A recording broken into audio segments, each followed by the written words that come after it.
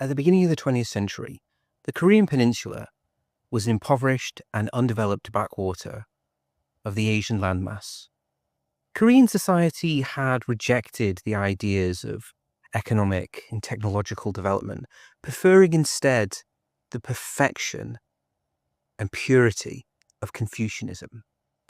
But in 1910, the rising power in East Asia, the Japanese Empire, had annexed the Korean Peninsula. The Japanese saw the Koreans as being uncivilized, ignorant barbarians, desperately in need of salvation from the benign hand of Japanese imperialism. So the Japanese appointed a governor general, Teruichi Masatake. And Masatake underwent a program of introducing compulsory education, improving in standards of hygiene, improving town planning and transportation. And as a result, over the years, standards of living began to rise. Now, the coming of the Japanese had a profound effect on Korean society.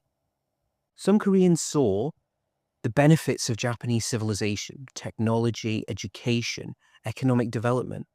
They saw it as a means of modernizing Korean society. But other people were furious. Other people saw Japan as a conquering imperial bully that looked down upon and sneered at the Korean people. And those people decided that the day would soon come where Japanese power would have to be challenged and the fate and future of Korea would have to be once again in the hands of the Korean people. On Monday, the 15th of April, 1912, little over a year after the coming of the Japanese, on the very same day that the Titanic sank in a small village called Chilgol near Pyongyang, a child was born. And that child was called Kim Song-ju, or as history would remember him, Kim Il-sung, the founder of the Democratic Republic of North Korea. Welcome to Ancient to Recent. My name is Joseph Parkinson, and in this new podcast series, we'll be talking about the foundation of North Korea, the Cold War, and the life of Kim Il-sung. This episode of Ancient to Recent is sponsored by the World of Whiskey, the premier place for whiskey cask investment. Go to worldofwhiskey.co.uk to start your journey into the world of whiskey cask investment. But more from the world of whiskey soon. Let's delve deep into the story of Kim Il-sung and the foundation of the most secretive and repressive regime in all of human history. Kim was the second oldest of four sons. His father, Kim Hyun-jik, was a teacher affiliated with the Protestant Church. Very little is known of his mother. All we really have is a name, Kan Bang-sok. And very little is known of their early life within Korea. But we can glean some small details about what Kim Il-sung was like as a small child, because one of their neighbors, by the name of Kim Hyung-sok, kept a diary, and he would go on to become a prominent university professor in South Korea. Kim Hyung-sok remembers Kim Song-ju, the future Kim Il-sung, to be a sporty, active, and cocky child who would often take part in football games and demand to be captain of the team. Kim Il-sung was born into a Protestant family, a religion that had been brought to Korea by Christian missionaries in the mid to late 19th century. Now, Christianity held a particular appeal, especially for Korean nationalists, because it allowed Koreans to assert a unique identity, separate from Buddhist, Taoist, or Confucianist Chinese, whilst also being separate from the Shinto Japanese. In 1916, when Kim Il-sung was 4 years old, a new Japanese governor general was appointed, Hasegawa Yoshimichi. Now, Yoshimichi had been a former garrison commander in Korea. He had seen many of the reforms that previous liberal governor generals had implemented, and he disapproved of them. He was a hardliner. He believed in the stick, not the carrot. He believed all these reforms were a waste of time. Why are you trying to civilize these barbaric, backwards, savage Koreans? And so he implemented a much harsher and more ruthless program of Japanization and colonization. His policies resulted in a massive backlash. In March of 1919, there was an uprising that caused alarm and panic in Tokyo. This uprising became known as the First of March movement, and Kim Il-sung's father was an active participant. Yoshimichi reacted with characteristic brutality, calling in military and police forces to put down the uprising with brutal violence. This led Kim Il-sung's family to flee from Korea and settle in Manchuria in the northeast of China. Now, China in the early 20th century was going through a period of political and social turmoil, and large parts of China were no longer controlled by the central government based in Nanjing, but instead were run as a semi-autonomous states by local warlords.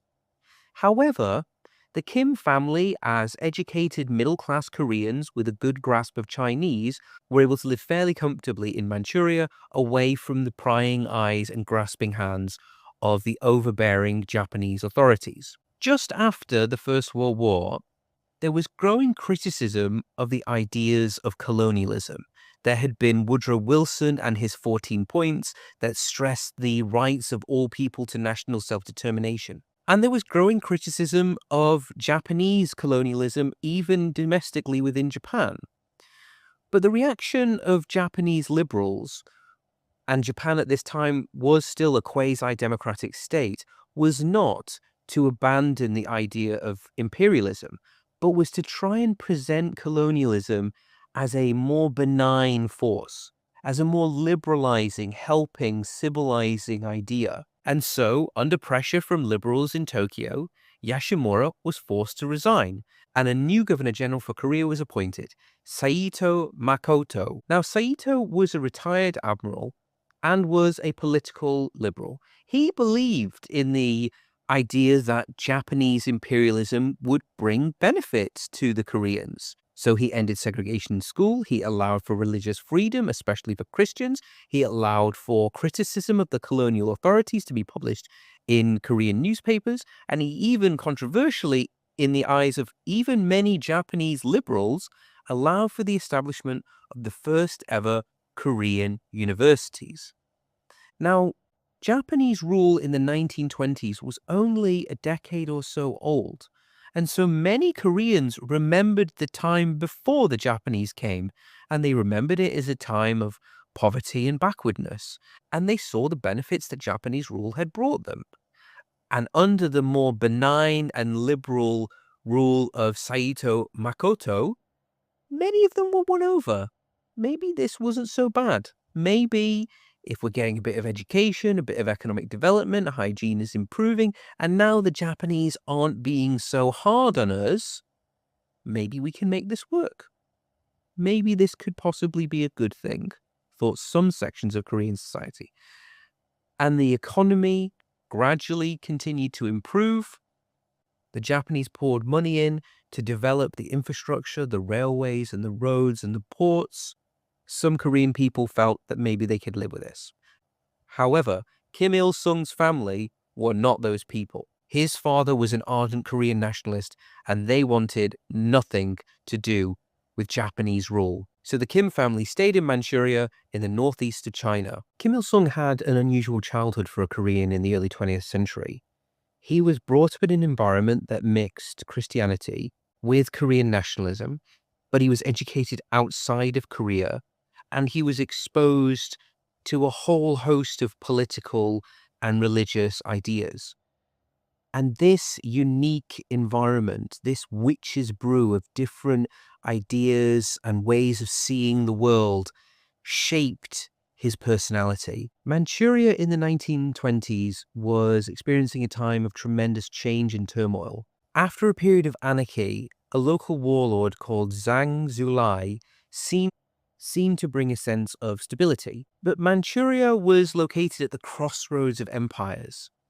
It was just next to Korea, run by the Japanese Empire, in the northern extremes of China, and just south of the newly established Soviet Union. And so it became a perfect place for radicals, revolutionaries, and spies just far enough away from Tokyo, Moscow, and Nanjing. The Korean community in Manchuria continued to grow rapidly, bolstered by many fleeing from Japanese occupation, determined to wrench Korea from the grasping hands of the Japanese Empire. And some of these Koreans were attracted by the new ideas of communism. In 1917, the October Revolution had taken place, overthrowing the provincial government and establishing a government in St. Petersburg, then called Petrograd, under Vladimir Ilyich Ulyanov, or as history would know him, Lenin. This was the establishment of the first ever communist government, inspired by the ideals of Karl Marx in all of human history. And communists emphasized their opposition to imperialism, the rights of small people to national self-determination. These were ideas that many Koreans stranded on the wrong side of the Korean border, but eager to one day go back and liberate their homeland from Japanese imperialism, found incredibly appealing. On the 4th of June 1928, Zhang Zuolin, the warlord who ran Manchuria, was assassinated by the Japanese. The Japanese wanted a more pliant neighbor, someone maybe a little bit more sensitive to Japan's needs and interests. However, after a brief power struggle, they ended up instead with his son, Zhang Zuolang. Manchuria during this period of time never quite achieved the stability it previously had under Zhang Zuoling. It continued to be a source of friction and tension in Northeast Asia. It was during this time of rapid change that Kim Il-sung enrolled in middle school, and this made him stand out in China. He was a Korean and also someone from a Christian family, but also someone who is enrolling in school at a time when most Chinese children were illiterate. And it was during his time in middle school that Kim Il-sung encountered for the first time the ideas of communism. Kim Il-sung read Lenin, and he found Lenin's ideas of opposing imperialism appealing. But by all accounts, he doesn't seem to have had a particularly deep technical understandings of the more finer points of Marx and Engels.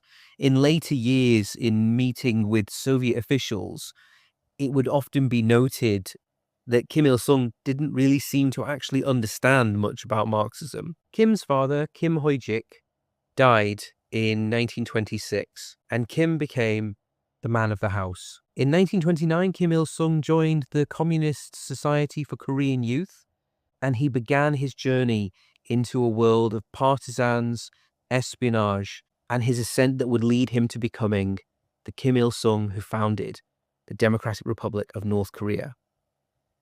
After a few weeks of activities, he was arrested by the Chinese authorities and given a 5-month prison sentence. Instead of this seeming to deter him, he actually seems to have become more determined, more committed to the cause of Korean independence that he best saw expressed through the ideas of Marx and Engels, even if he didn't particularly grasp them very well.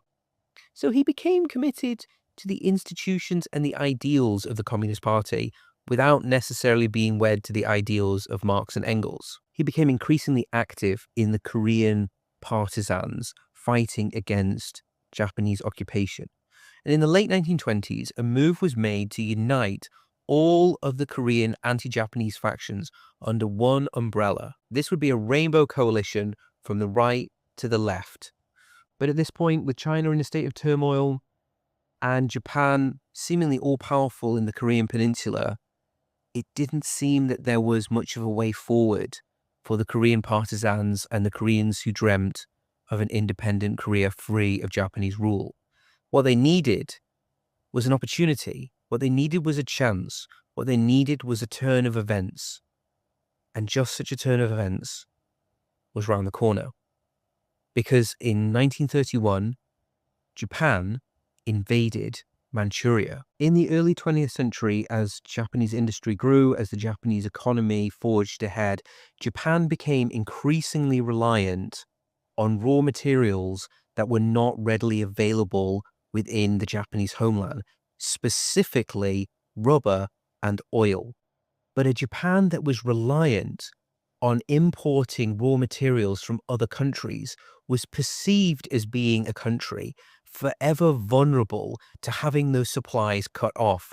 So the only way, it was believed by many people within the Japanese high command, that Japan could secure its long-term economic stability and its long-term defense was by militarily securing those sources of raw material through the acquisition of a colonial empire stretching the length and breadth of the Far East. There was also another factor. Lady Luck seemed to be smiling on Japan.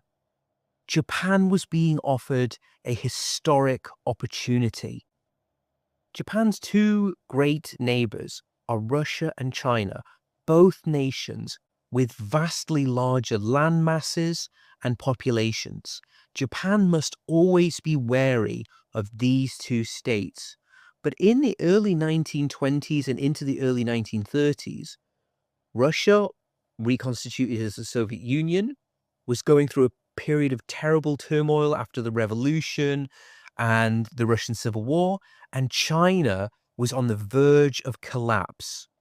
Could it be that history, that fate itself, has presented Japan with an opportunity to solve the vulnerability that comes about from its reliance on imports of raw materials from other countries, and to also carve out a vast empire in East Asia that would mean that Japan would no longer have to worry about the might and power of Russia and China. But Japan needed an excuse.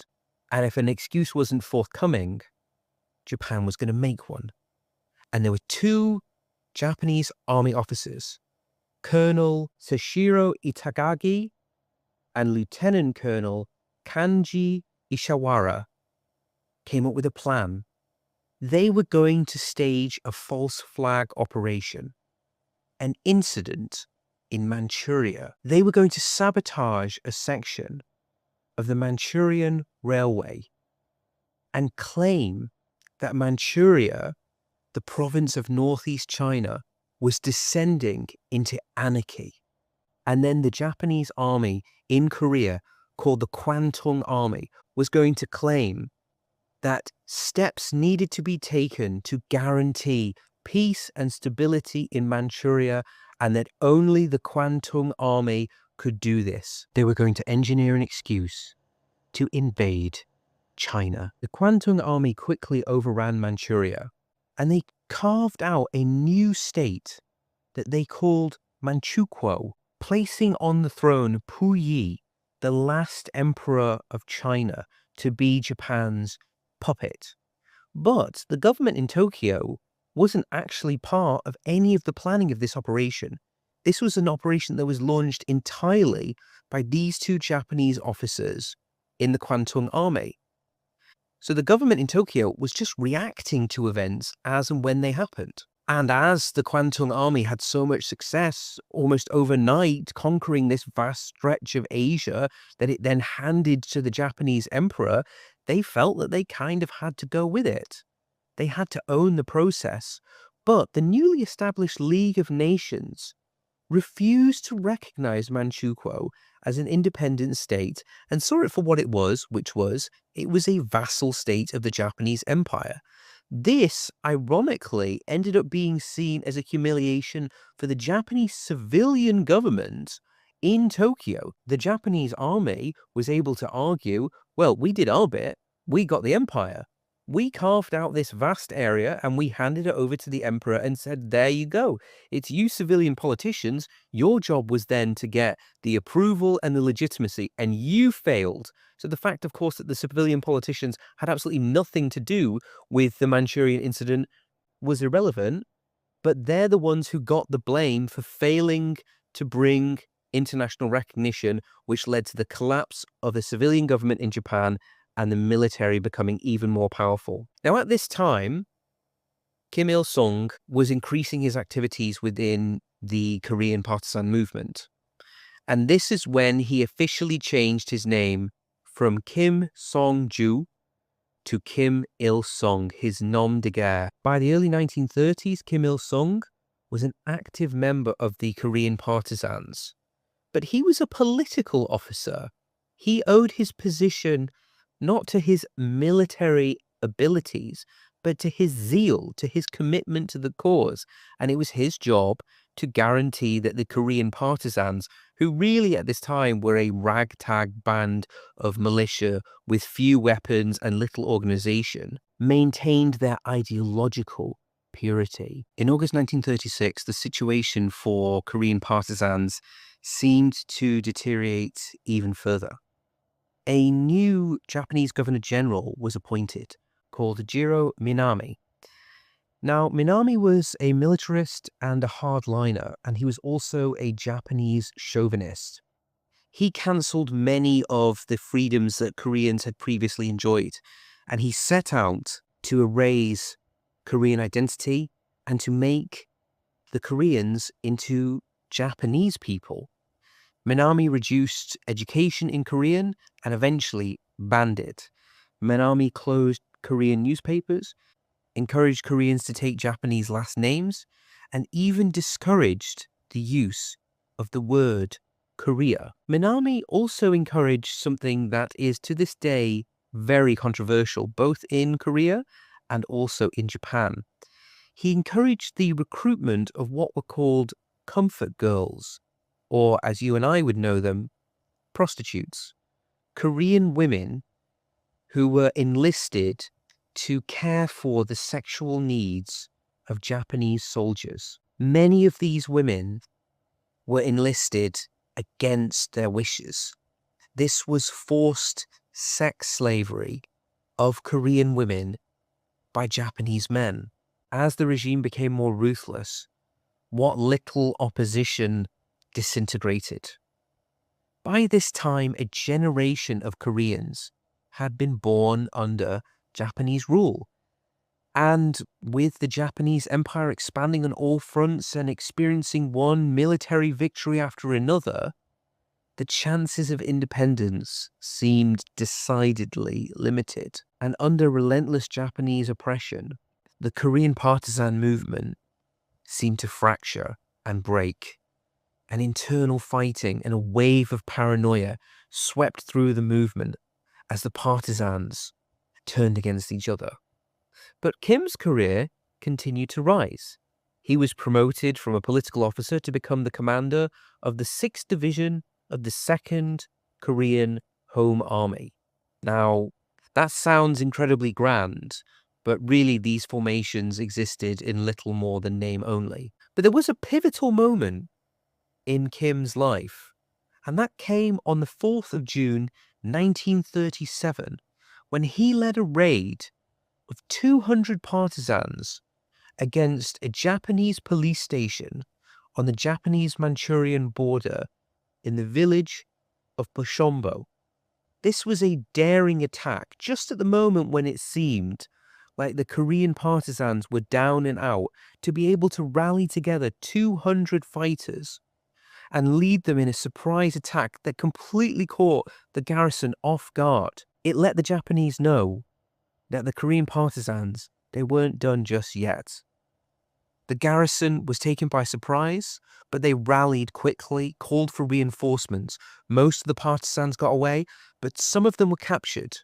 And under interrogation, they began to talk of one man, of Kim Il-sung. Shocked by this event, the Japanese decided that the time had come to finally clear out the last of this bothersome irritant that was the Korean partisan movement. They were going to get rid of the last remnants of any resistance, and they had just the man to do it, Nozoa Masaromi, a Japanese army officer.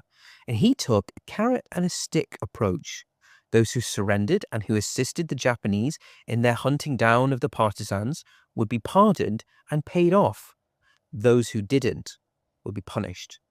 Nazoa was very successful. Many partisans switched sides. But in 1937, full-scale war broke out between China and Japan.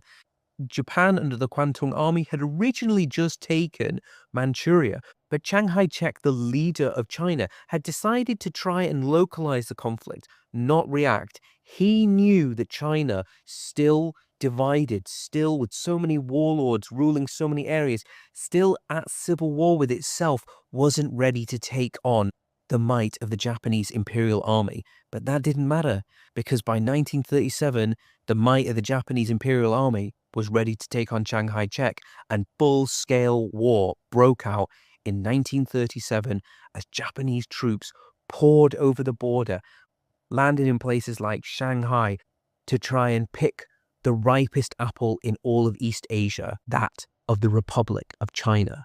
In 1930, Kim Il-sung met his first wife, Han Sang-hui. She was a commander of the female partisans. But only a few months into their marriage, she was arrested by the Japanese. And with no word of what happened to her, Kim Il-sung assumed that she was dead. So Kim married again to a woman called Kim Jong-suk, who looked almost identical to Han Sang-hui. They married in 1940 when she was 21 years old. At this moment, the partisan movement was down and out. There seemed to be no hope. They had been crushed. They had been hunted down. They seemed to have been defeated. And under orders from the Soviet Union, the partisans retreated into the USSR. Kim crossed into the USSR on the 23rd of October 1940, where he was detained by Soviet secret police, the NKVD, for interrogation and instruction. What next for the Korean partisan movement, and what next for Kim Il-sung? Before we dive back into the story of Kim Il-sung and the foundation of North Korea, a quick word from our sponsor, World of Whiskey. Some things only get better with age, and a fine single malt is one of them. That's why whiskey cask investing has such serious allure. With World of Whiskey, you can own a share of Scotland's most iconic export. You'll get full certification of ownership, delivery orders, and access to rare expressions few ever taste. And in the UK, there's no capital gains tax when you sell.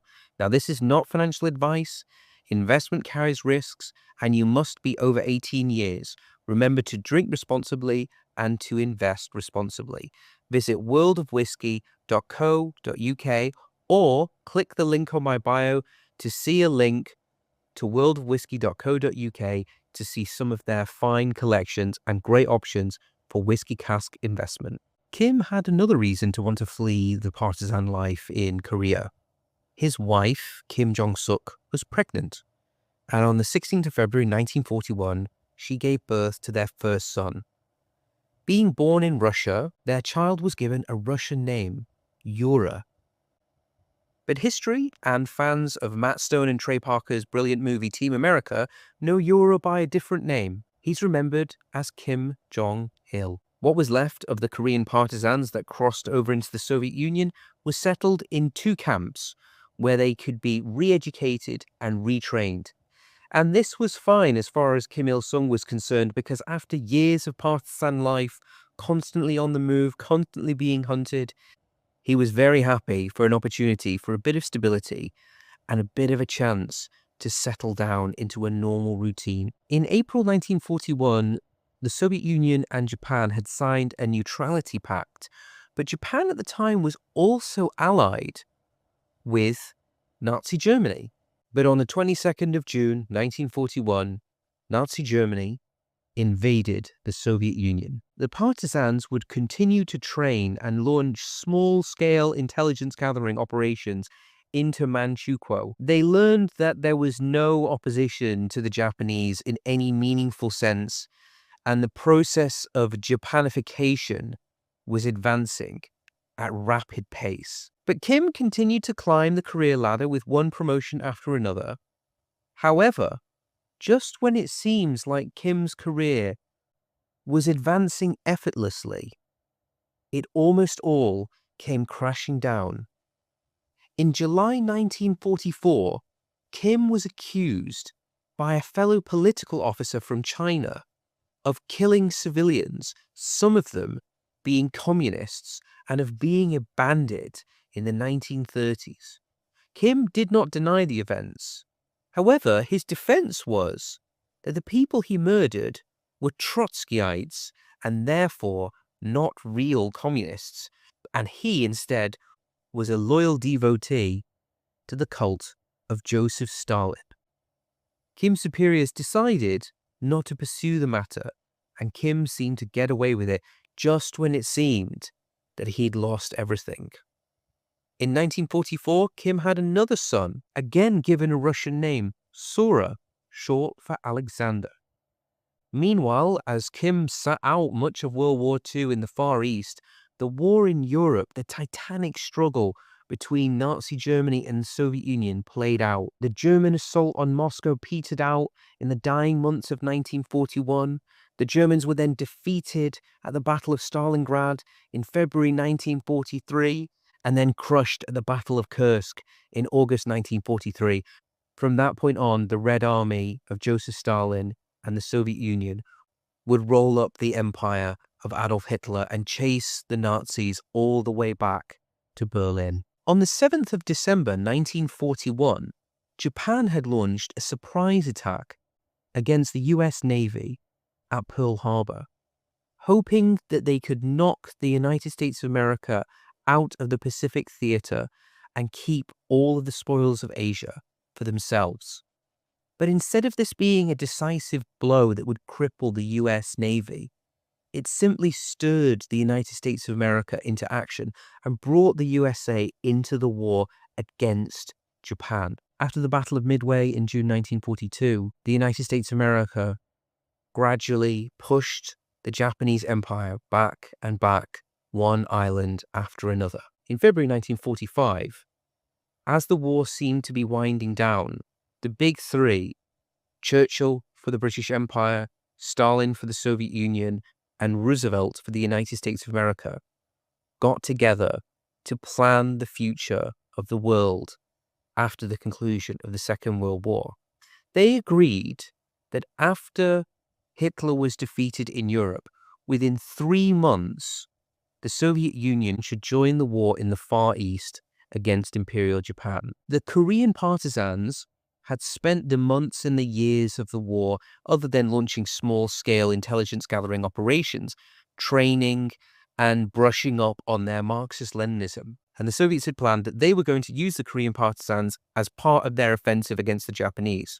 But on the 6th of August 1945, the United States of America dropped an atomic bomb on Hiroshima, wiping an entire city off the face of the earth. 2 days later, the USSR declared war on Japan, and on the 9th of August, the Red Army began its offensive against Japanese positions in Manchukuo. But the very same day, the United States of America dropped a second atomic bomb on the Japanese city of Nagasaki. Japanese surrender was imminent, but the USA was worried that the Red Army would be able to conquer all of Manchukuo and sweep down all the way to the bottom of the Korean Peninsula. If the USA was going to occupy Japan and the USSR was going to occupy all of the Korean Peninsula, that would mean there would be a very short jumping off between the south of Korea and the Japanese homeland, which would mean the USSR would be in a perfect position to threaten Japan in a future conflict between the Soviet Union and the United States of America. So it was decided that instead there would be spheres of influence. In the northern part of the Korean Peninsula, the Soviet Union would be dominant, and in the southern part of the Korean Peninsula, the United States would be dominant. But there was a problem. There's not really any natural boundaries, rivers or mountain ranges that naturally divides North and South Korea from each other. So it was left up to 2 middle-ranking US Army officers to decide where the Korean Peninsula would be divided. George Bonesteel and Dean Rusk. So what they decided to do was they literally took a map from a National Geographic and they divided the Korean Peninsula along the 38th parallel. A country that had been united as a single political and cultural entity for 1,000 years was ended along a largely arbitrary line by two mid-ranking US officers with the stroke of a pen. On the 15th of August 1945, Emperor Hirohito of Japan announced on the radio that Japan was going to surrender to the United States of America. Events have not precisely developed to our interest, he famously said. As for Kim, events had unfolded so quickly that his unit had actually participated in the war, in the liberation of Korea, in his whole objective that he'd spent his whole life fighting for, not at all. So he must have had very mixed feelings at this moment. Yes, Korea has been freed from Japanese imperial rule.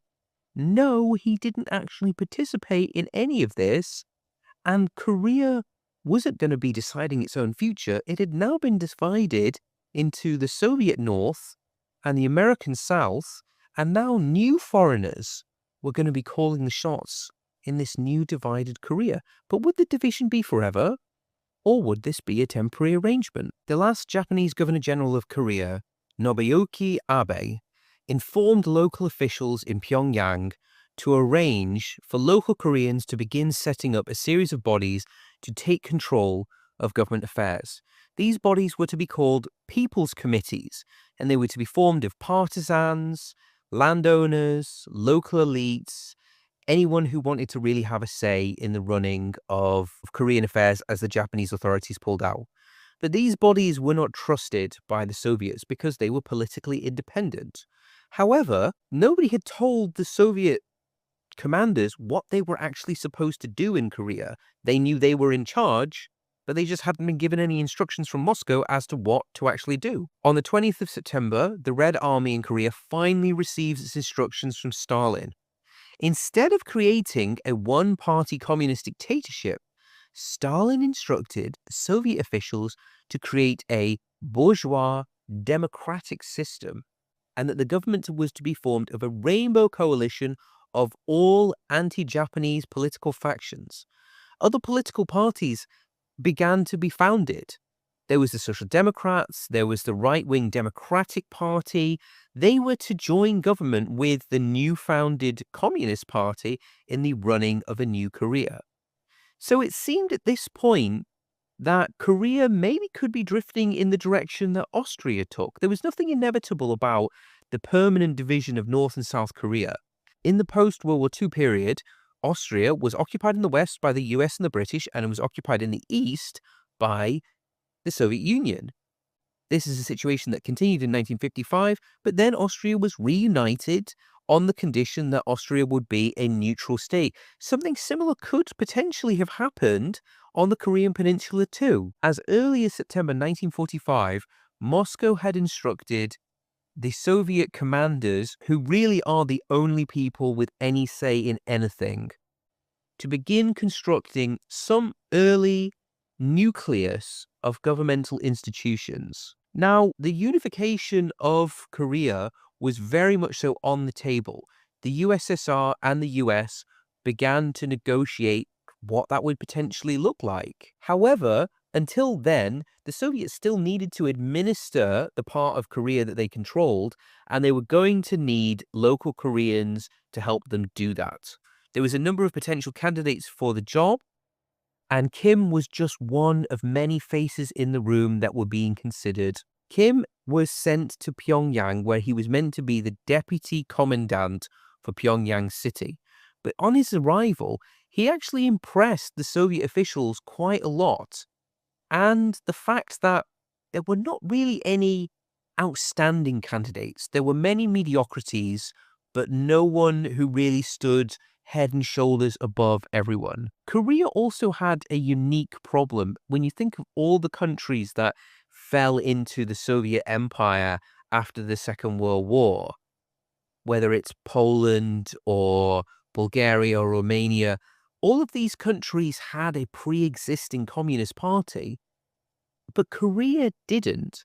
The last thing that approached a communist party had actually been dissolved by Comintern, the Communist International, the body based in Moscow that was supposed to coordinate the cooperation of all communist parties around the world to make sure that they were all doing Moscow's bidding, had been dissolved in 1928 due to internal squabbling. So there was no communist organization either that had fled into the Soviet Union or alternately that had gone underground that the USSR could actually draw a leader from. So Kim kind of ends up ascending to the position of being the most recognizable face, if not the leader of the communists in Korea on the basis of his unique background. He is just Korean enough. He's a Korean. He was born in Korea to a Korean family, but he's also just Soviet enough. He spent time in the Soviet Union. He's an officer in the Red Army, so he kind of ticks all the boxes. There's nothing particularly outstanding about him, but he just covers enough of the bases to be the kind of consensus candidate. So he gets promoted to a position of authority on a temporary basis until someone who's actually kind of outstanding maybe emerges. It's just that that never really happens. Soviet control over the northern part of Korea was solidified on the 11th of October 1945 when Soviet officials issue an order to Korean people. All political organizations are to be registered with the Soviet officials and all partisan units are to be disarmed and dissolved. The Soviet Union begins to reorganize and reestablish the Communist Party in Korea. It doesn't actually create a separate Communist Party for North Korea. The Communist Party of Korea is actually based in Seoul, the traditional capital of Korea, but Seoul is in the south, which is in the US area of interest. That's not really going to work for Joseph Stalin. So what happens is, on the 13th of October 1945, the northern branch of the Communist Party of Korea is established with its HQ in Pyongyang, and Kim is appointed the leader. Again, he's being picked not because he's outstanding or a genius or a brilliant organizational figure. He's just the best of a bad bunch of people who happen to be in the room at the time, and I guess Kim will do. That should be the slogan of the North Korean Communist Party, I guess Kim will do. But there's a little problem, which is, so the Soviet Union has decided that Kim will do for now, and he's going to be the recognizable face of the Communist Party in Korea. But no one in Korea has ever heard of this guy. The Korean people don't know about him. There's some whispers about some partisan figure called Kim Il-sung, but nobody really knows that much about him. The average Korean peasant has never heard of this bloke. The Soviets decide that they need to raise Kim's profile. So they're going to reveal, as if it's like a reality TV show, the new leader of the Korean Communist Party at an event where he will be presented by the Soviet Union. Ta-da! Here's your new leader. And we'll give a short speech and everyone can clap and say how wonderful he is. At this event, Kim comes out, gives a short speech. There's a problem though.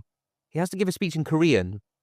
And even though he's a Korean, his parents are Korean, and he was born in Korea, he's not lived in Korea for like 20 years at this point. So he doesn't really speak Korean as his first language. He speaks Chinese or Russian. So he sort of stumbles through this pre-prepared statement, staggering over words to try and make himself understood to a bunch of bewildered peasants who are looking and thinking, who's this guy? But again, Kim will do. The official slogan of the North Korean Communist Party, Kim will do. Somebody's got to do this job. This guy's in the room. That's the guy who's going to do it. Kim will do. The Korean Party, it needs a leader. Somebody's got to start running Korea, or at least someone has to start appearing to run Korea, because it would look awkward if the Soviets kept doing it. And at this time, Korea, north and south, is a total mess. The economy has collapsed, the trains have stopped running, the infrastructure is crumbling, the factories have closed, the agriculture isn't being harvested, And Soviet troops are running amok.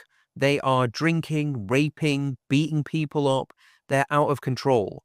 Plus, we've got the question of the Japanese settlers. There's all these Japanese civil servants, Japanese government officials.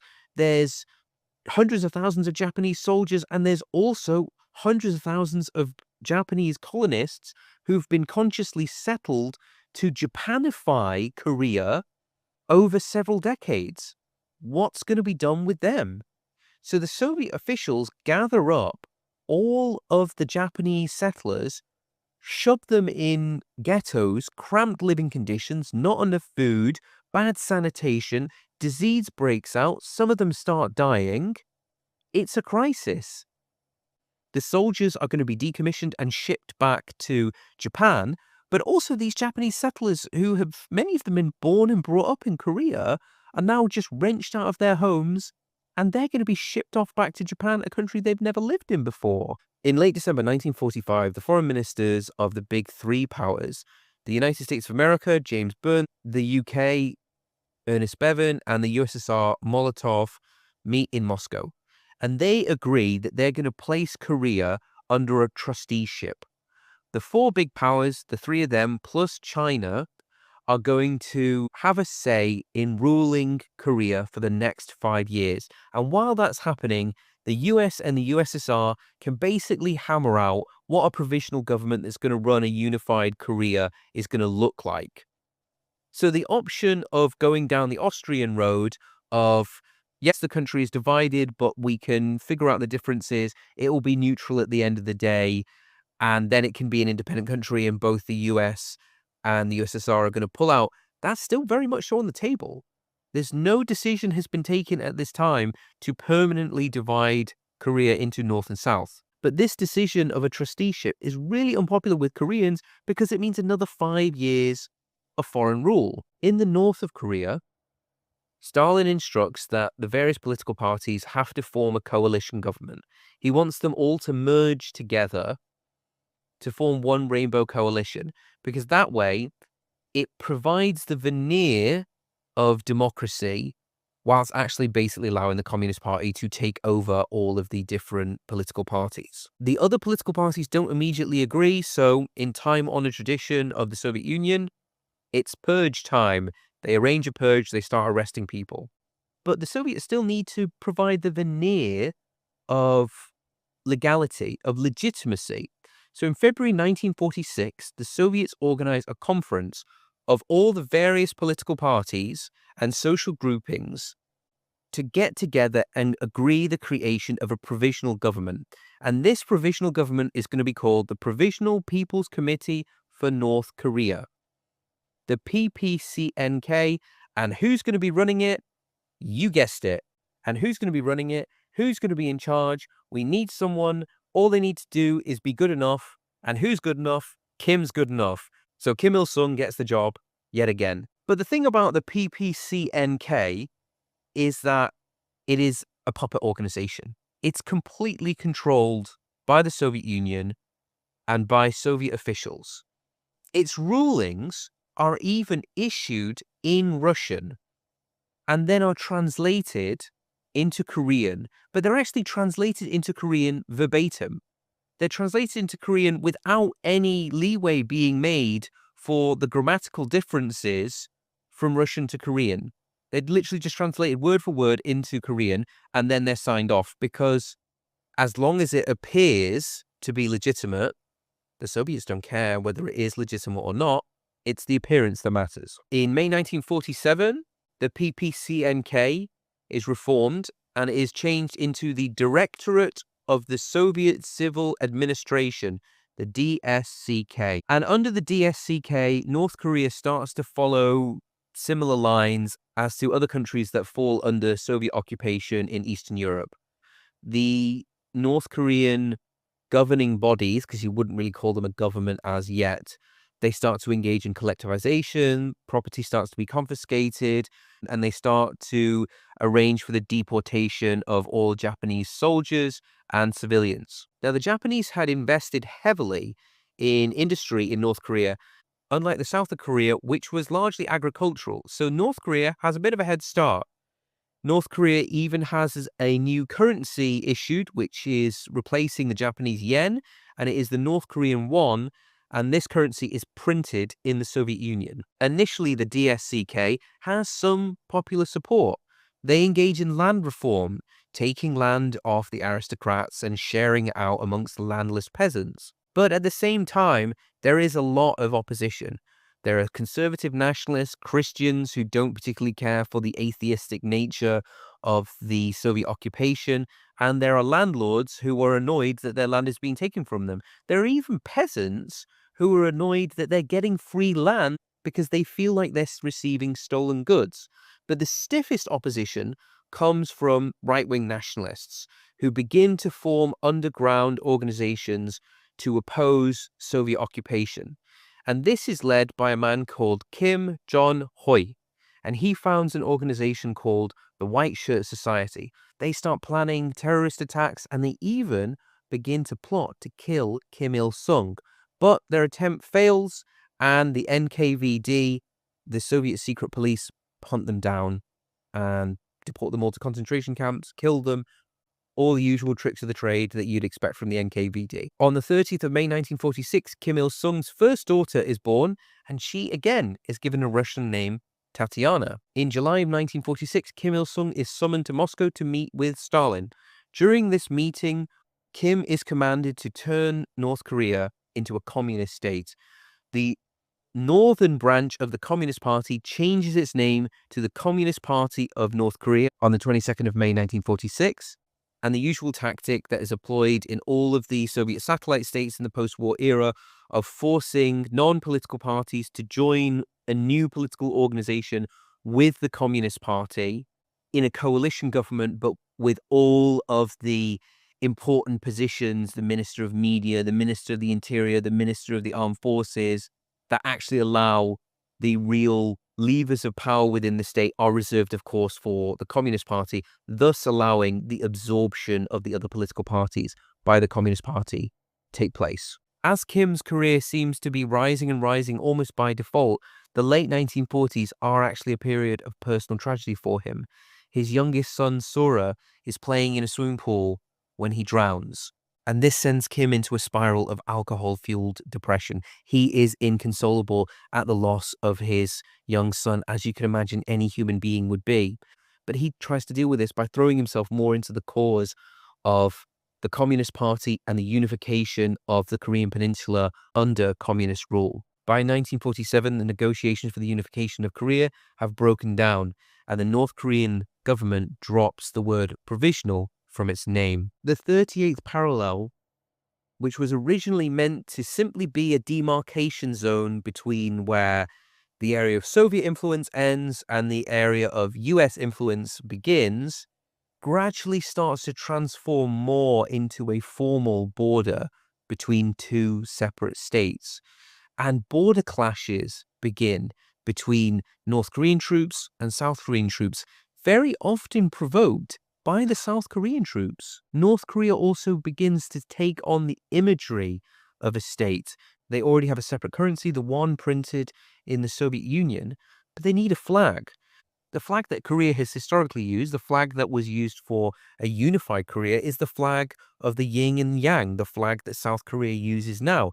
But as that was a flag that had hundreds of years of history, Soviet officials considered it to be a symbol of feudalism.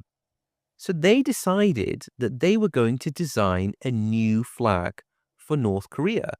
And North Korea became the only communist state that didn't design its own flag. It was designed in Moscow and simply sent out to the North Koreans. The institutions of a separate state begin to be founded. In February 1948, the North Korean People's Army is established.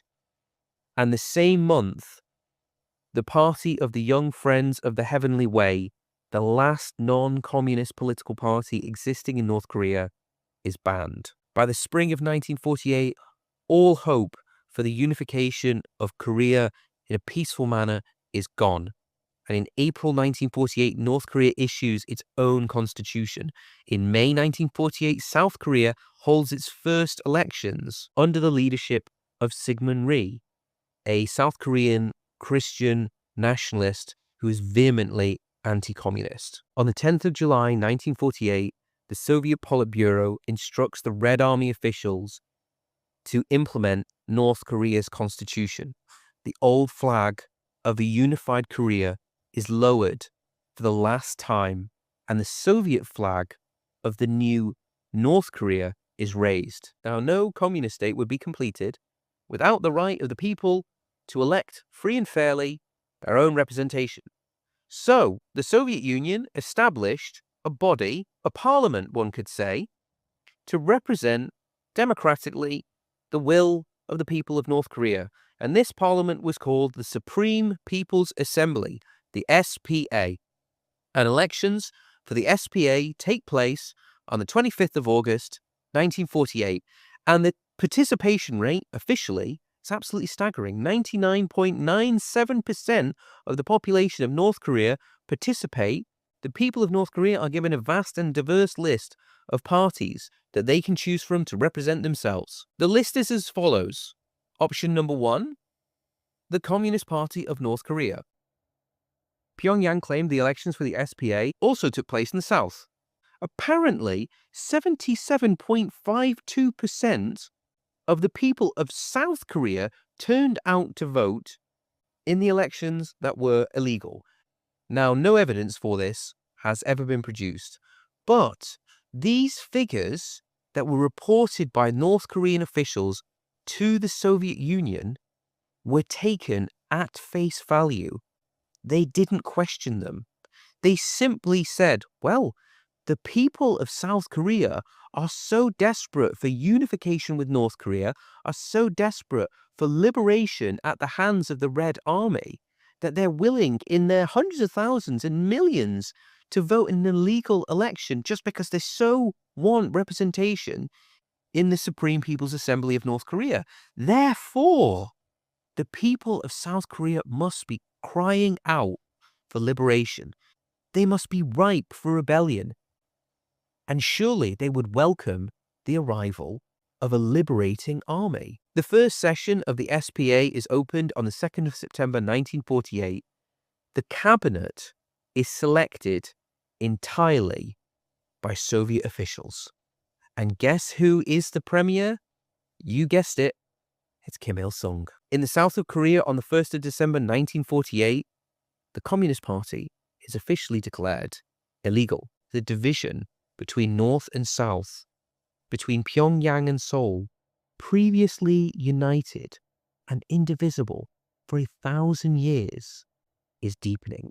But Kim didn't only have political concerns. He began to look for his first wife. Han Song-hyo, who'd been captured by the Japanese in the 1930s and was believed to be dead, had actually been released and remarried. Kim Il-sung tracked her down and found that she had married a Korean farmer and that she was very happily married and had no desire to get back with him. And so he actually did the decent thing. He thanked her, respected her wishes, and wished her the best. And the two of them actually remained friends for many years. Unfortunately, his relationship with his second wife was not so good.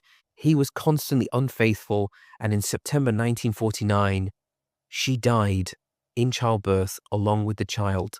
Tragedy had struck Kim Il-sung yet again, but he always reacted in the same way. The more personal tragedy he experienced, the more he threw himself into his work, the more he committed himself to his goal, the unification of Korea under his leadership. Stalin was a bit ambivalent about what was happening in Korea. Korea seemed like such a sideshow to Stalin. The main event was in Europe, was in Poland, was in Germany. What was happening in Korea didn't really matter too much to him. It was one of the big shocks that historians experienced in the 1990s when they opened up the Moscow archives and found out all of this correspondence talking about how little Joseph Stalin actually cared about what was happening, when it was always assumed that Stalin was the architect of the Korean War, that Stalin was the man who drove it forward, but it actually wasn't. It was Kim Il-sung. Before Kim Il-sung could launch his invasion of the South Korea, he needed the approval of Joseph Stalin. And Stalin initially wasn't in favor of it. Stalin had ordered Soviet officials to carry out an assessment of the respective armed forces, the North Korean and the South Korean. And after doing that, they come back to Stalin and said, probably not a good idea. And he gave the whole operation the thumbs down. But Kim kept pushing.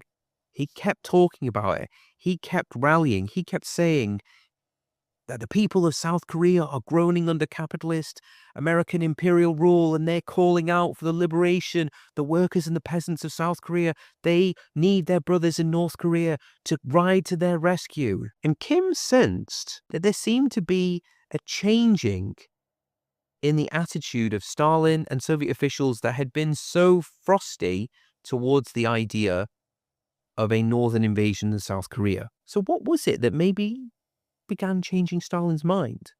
Well, in December 1945, Chairman Mao emerges victorious in the Chinese Civil War. The forces of Chiang Kai-shek are forced to leave mainland China and relocate to Taiwan. So maybe time to keep the ball rolling, time to keep the momentum up. Maybe time has come after there's been so much negotiation to try and get the Americans to leave South Korea. Maybe now's the time for force. On the 30th of June, 1950, Stalin telegraphed Soviet officials in North Korea saying that if an invasion was to be launched, there must be meticulous preparation. This was Stalin giving the green light. Kim was delighted. Kim traveled to Moscow in March 1950 to finalize the invasion plans. Stalin informed Mao that the invasion was confirmed. Mao gave a promise to Kim Il-sung that if the Americans got involved, China would climb into the ring as well. The invasion was set for June 1950. Soviet generals had actually wanted to push the date of the invasion back. They thought the North Korean army wasn't prepared, but Kim had resisted because he knew that delaying the invasion would mean that it would have to take place during Korea's rainy season, and that would make the roads impassable. So he insisted on an earlier June 1950 date. From the 12th to the 23rd of June 1950, North Korean troops began to move into place on the 38th parallel. The North Korean High Command estimated with supreme confidence that it would take them between 22 and 27 days, that as the North Korean troops marched south, they would be greeted by delighted South Korean peasants and workers who would rise up to greet them as their liberators, who would be just as eager to be liberated by North Korean troops from the South Koreans and from the Americans as they had been to be liberated from the Japanese. They were supremely confident that victory and unification was at hand. This was Kim Il-sung's moment, the moment that he had waited his entire life to finally unite and liberate Korea under his leadership, to drive the foreigners out and to achieve his destiny. On the 24th of June, 1950, divisional commanders received their orders. The war would begin the next day. Thank you for listening to this episode of Ancient to Recent. My name is Joseph Parkinson. In our next episode, we will be covering the Korean War and also the period post-war where Kim Il-sung tries to build a workers' paradise. Episodes of Ancient to Recent come out every Friday. You can listen on YouTube, Spotify or Apple Podcasts, and are brought to you by theworldofwhiskey.co.uk. To check out the World of Whiskey's amazing range of options for whiskey cask investment, just click the link on my bio to see a link to their website.